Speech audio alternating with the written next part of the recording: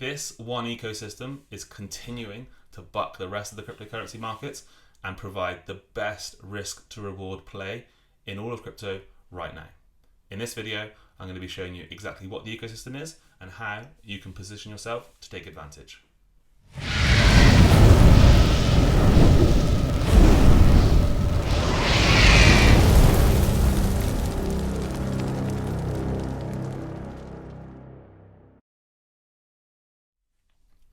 Hey guys, what's up? I'm 𝗓𝗂𝘅.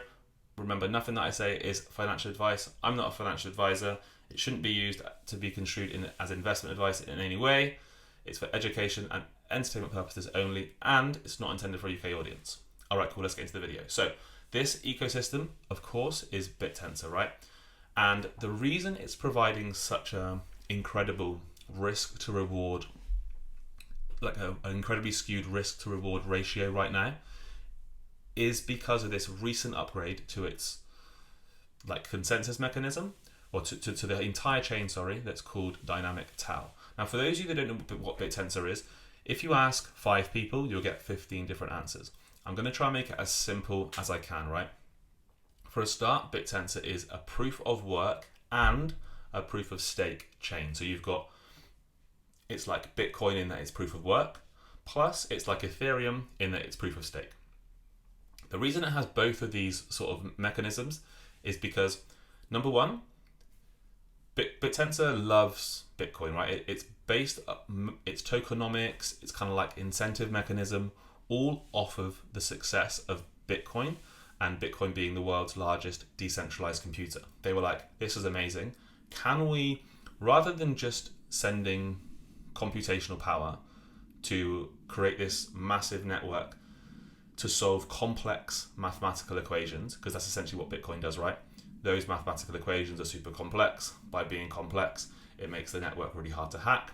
There's a bunch of other stuff as well, but fundamentally, you've got all of this computational power, all of this electrical resource, all of this money being sent and being used just to prove that you have the capacity to do it.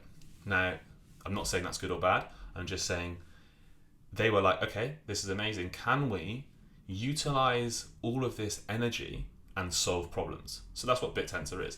It is using a very large decentralized computer to solve problems.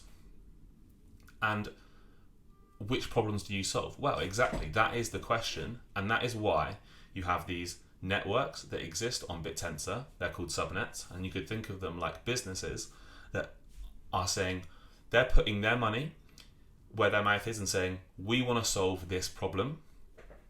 And so each of these individual businesses or individual subnets that exist on Bittensor are choosing a particular problem that they want the answer to.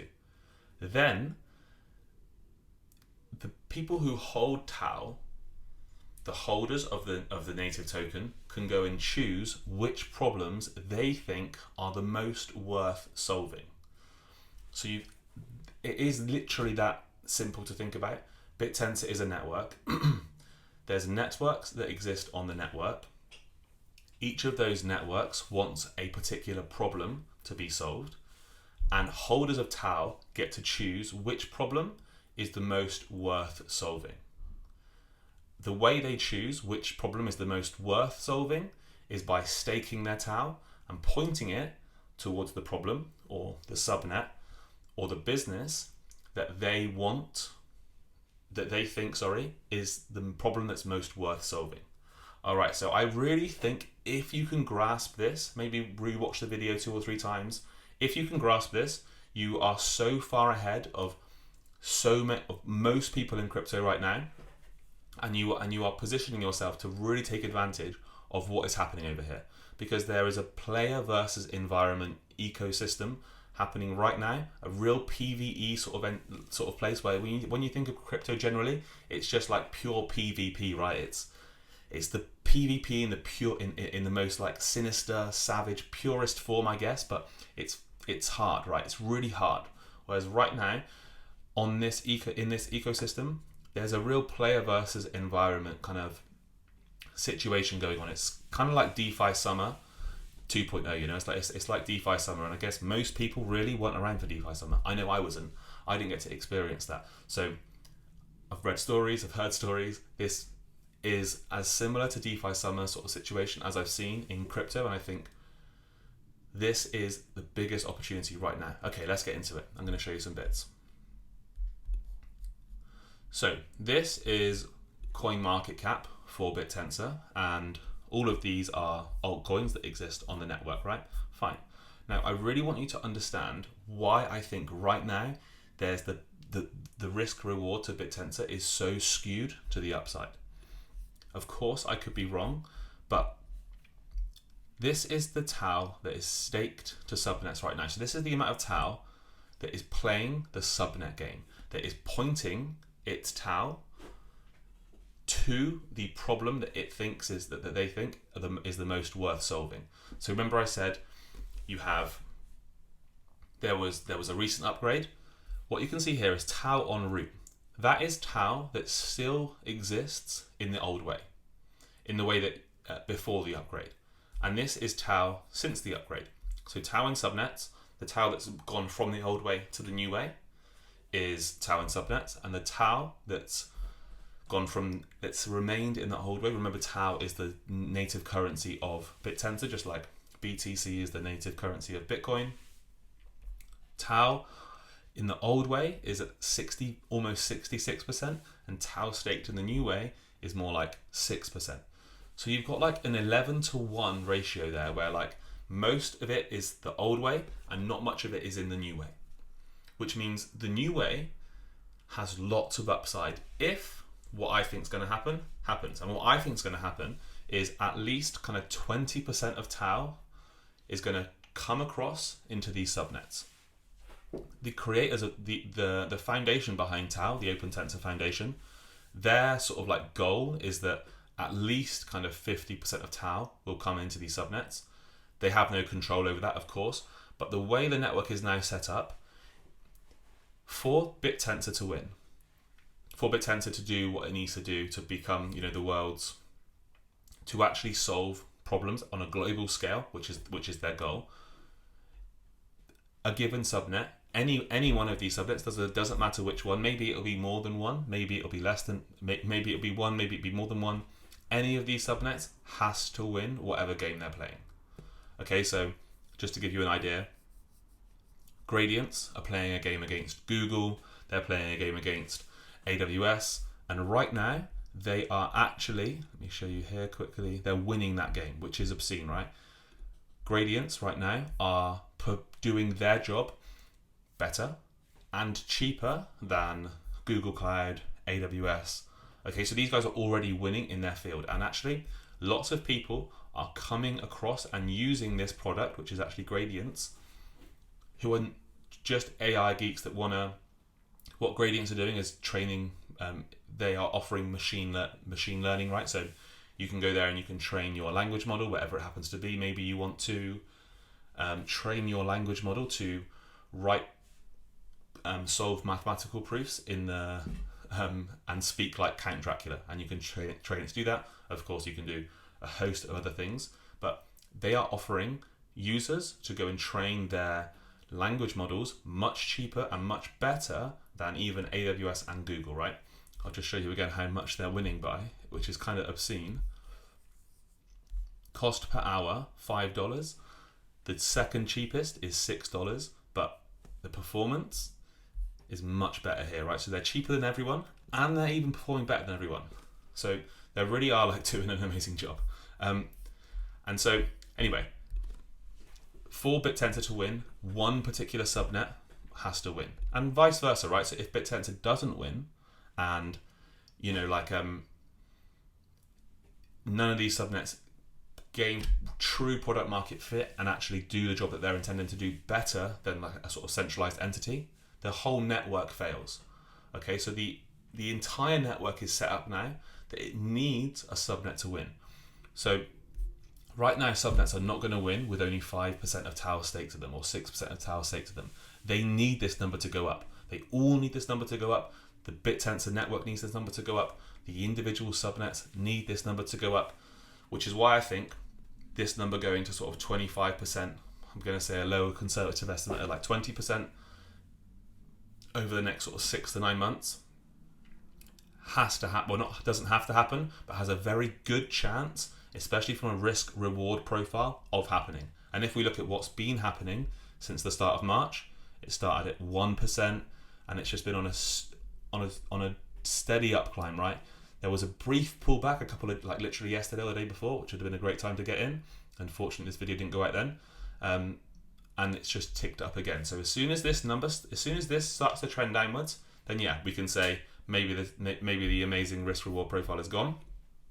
But right now, while it's going up, the risk reward is phenomenal. And the second reason why the risk reward is so strong is because when you stake to these subnets, you earn APY. Okay, so just have a quick look at this table here. If I was to go and swap or go and stake 1 𝗏 into this particular subnet, which is called 𝗲𝗏𝗏𝗏 subnet 2, I'm going to earn 126% APY on that deposit, right? So let's think about this from like a game theory perspective. If I stake and earn 125% APY, call it 100% just for the sake of easy maths. If I stake there for a year, you're protected to the downside to a tune of 50%, right? So your max downside, well, of course, this the token price can do whatever, of course, no doubt. It could go to 0, of course, which is why it's important to choose subnets that you think have the best chance of actually doing the job they need to do. Because if they do the job they need to do, then there's a very strong chance that they will actually at least hold their value as of today. But if the 𝗏 in subnets doesn't decrease, it stays at sort of 5%, then most of these subnets right now, the ones that are doing a good job, are going to remain roughly, you know, where they are. So you're protected to the downside with the APYs, right? But if more people come into the ecosystem, i.e. the 𝗏 in subnets increases, then you're going to see price appreciation across subnets. I think the vast majority of value is going to accrue to the top 5 or 10 subnets, which is why I think mainly being positioned in the best ones right now probably is the safest bet. My biggest position is in those ones. I'll show you what those is. That is in just a second. But you've got this situation where you're protected to the downside by the APYs, and it's still early because there's only 6% of 𝗏 here anyway. So if my theory is correct and we do trend to that sort of like 20% level, for every 1% of 𝗏 that comes from the old way to the new way, right now you're seeing like a 1% will leave route. It's going to increase the market cap of subnets by about 5%. So for every 1% out, we're getting a 5% jump. So it's not even like a 1-to-1 ratio, right? Because this pool is so much smaller than this massive pool over here, the same amount of capital leaving here and entering here increases this pool much, much more. In fact, it increases it by a ratio of 5-to-1. 1% out, 5% up. This is in terms of market cap. So it's really, the risk reward here is incredible, right? Because if we're right and these numbers and the 𝗏 in subnets does increase to sort of like 20%, then we're getting APYs, and also you'll be getting the price appreciation of the subnet as well. So I don't see anywhere else in crypto that's offering such incredibly skewed risk reward. And it's not like these are like DeFi Ponzi-nomics. The reason the APYs are so high is simply because the network is incentivizing people to go and stake, basically, because emissions are distributed to subnets directly. Right now, the biggest subnet, 𝗬𝗏𝘃𝗀, is earning 16% of emissions. Gradients are earning 8.85% of emissions, and this goes down, right? And the way the network works is every block, every 12 seconds, 1 𝗏 is mined, and that 𝗏 splits between the subnets. And it splits between the subnets directly in proportion to their emission schedule, so how many emissions they get. So now for every 1 𝗏 that's mined, 0.16 𝗏 goes directly to 𝗬𝗏𝘃, right? The same is true for the given subnet token. For every block 2 subnet tokens are mined, One goes to the subnet. Like, this one's a little bit more complex, and I'm not going to get into exactly how that works right now. But just know that the way the network works is every single 12 seconds, one tower is mined, two, roughly, alpha tokens are mined, and they're split. The alpha token one goes to the subnet owner, the validators, and the miners, and the other goes directly into the pool that allows you to swap between tau, or allows you to stake, basically the staking pool. So that's constantly going on, and we can get into the weeds of what's going on there. But what I really want you to understand from this video is the surface level of, like, A, this is a big opportunity. B, why it's a big opportunity, because you're getting high APYs and it's still early, because the amount of tau that's actually doing this right now is so much less than the amount of tau that I think will be doing this in the next 6 to 9 months, let's say. And so you've got this like double whammy, right? Which is why I think and you've also got projects here that are working in AI, probably the highest upside potential of any business today, right now, in a way that is in crypto, and they're doing such an amazing job of, like, doing the actual product well. You've seen Gradients are beating AWS, are beating Google. Like, these things are not rare, right? Like, across the Bittensor ecosystem, you've got genuine projects solving really, really important problems. So you're in a kind of like environment where the actual product as well is incredible and has use case. So I think the risk reward here is just like nothing I've ever seen. Just to give you two under the radar picks that I think are quite cool at the moment. Omron, I think, are pretty cool. Subnet 2. Give this video a like, a share, a comment if you want me to come back and do a full walkthrough of how you go and stake to these and where I sort of like get my information from on Subnets.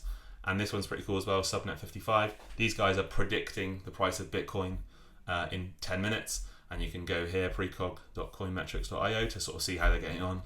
The reason I like these guys though is because basically they are doing the same thing as Subnet 8, and Subnet 8 are trading at basically like a 15x multiple to them. And they're basically doing the same thing. It's just that Subnet 8 have done a much better job of marketing. These guys, Precog, have recently just got a partnership with one of the biggest sort of like ecosystem players in Bittensor called 𝗂𝗓 Group. They're like a massive validator, and they've got their fingers in like a bunch of different pies. They've recently incubated these guys, Subnet 55. So I think this particular play is like pretty cool because A, they're relatively undervalued against the other subnet that are doing the same thing, and they've got this like really cool, they've just been incubated by one of the biggest players in the ecosystem. So yeah, I think this is like a potential cool kind of like under the radar one. In terms of what I hold, I'm actually mainly holding shoots, gradients, and 19. So most of my tau is staked in to those guys. And again, I'll show you exactly how to do that. If you want, just like, comment, subscribe, tell me you want me to come back, because if you do that, then there's a good chance I'll get another show. Thank you so much for watching. Brief overview, who I am. I'm Alessandro. I'm a researcher at Banter. So thank you so much for watching. If you like, if you comment, if you subscribe, then there's a good chance they'll actually bring me back to do more of these deep dives into Bittensor. Promise you, I'm not a Bittensor paid shill. There's like Bittensor don't do that. In fact, what they actually do need is more integrations with content creators. Their marketing is like pretty rubbish, really. And so they actually could do with some integrations with like content creators, to be honest, but they're not going to do that. This is just not in their remit at all. They don't care. They're just like completely fair launch, no desires to go and pay people money to go and shill their stuff. So I'm doing it for free. Brilliant, excellent, cool. Thank you so much for watching. I shall see you in the next one.